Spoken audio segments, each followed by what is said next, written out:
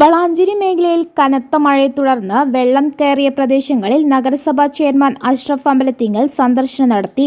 ദുരിതാശ്വാസ ക്യാമ്പുകൾ ആവശ്യമെങ്കിൽ സജ്ജീകരിക്കാനുള്ള നടപടികൾ കൈക്കൊള്ളുമെന്നും നഗരസഭ ഇതിനായി സജ്ജമാണെന്നും ചെയർമാൻ അറിയിച്ചു. കനത്ത മഴയിൽ വളാഞ്ചേരി, കാട്ടിപ്പരുത്തി, കാവുംപുറം മേഖലകളിൽ വെള്ളത്തിൽ മുങ്ങിയ അവസ്ഥയിലാണ്. ഇതോടെ ആശങ്കയിലാണ് നാട്ടുകാർ. കാലവർഷം അതിശക്തമായിട്ട് തുടരുകയാണ്. നഗരസഭയിലെ വിവിധ പ്രദേശങ്ങളിൽ ചില റോഡുകളടക്കം വെള്ളം മൂടിയിട്ട് ഗതാഗത യോഗ്യമല്ലാത്ത സ്ഥിതി ആയിട്ടുണ്ട്. ആയതുപോലെ തന്നെ ചില പ്രദേശങ്ങൾ കുളമംഗലം, അതുപോലെ മൂച്ചിക്കൽ ദ്വീപ്, കാട്ടിപ്പരുത്തി, അതുപോലെ നമ്മളെ NH-ൻ്റെ വട്ടപ്പാറ മുതൽ കോണിയപ്പാലം വരെയുള്ള പ്രദേശങ്ങളൊക്കെ റോഡിലൂടെ വെള്ളം കര കവിഞ്ഞ് ഒഴുകിയിട്ട് ഗതാഗത യോഗ്യമല്ലാത്ത സ്ഥിതിവിശേഷം വന്നിട്ടുണ്ട്.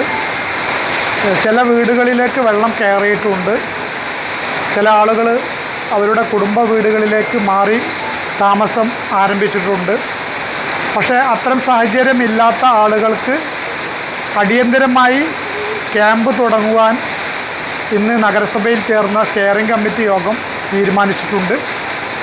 ആയത് പ്രകാരം വളാഞ്ചേരിയിലെ ടൗണിലുള്ള TRK UP സ്കൂളിൽ ക്ലാസ് റൂമുകൾ ദുരിതാശ്വാസ ക്യാമ്പിന് സജ്ജമാക്കിയിട്ടുണ്ട്.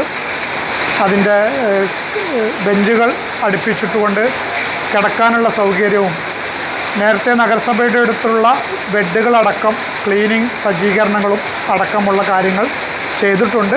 ഇനിയും മഴ തുടരുകയാണെങ്കിൽ എന്തു ചെയ്യണമെന്നറിയാതെ പരിഭ്രാന്തിയിലായിരുന്നു പ്രദേശവാസികൾ.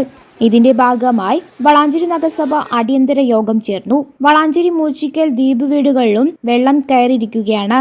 ദുരിതാശ്വാസ ക്യാമ്പ് തുറക്കാനാണ് അധികൃതരുടെ തീരുമാനം. TRK സ്കൂൾ വളാഞ്ചേരി ദുരിതാശ്വാസ ക്യാമ്പ് തുറക്കാനാണ് ആദ്യ ശ്രമമെന്നും അധികൃതർ അറിയിച്ചു.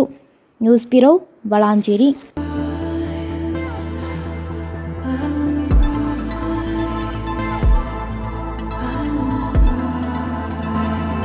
Happy moments, timeless creations. Wedding collections from Kavita Gold and Diamonds.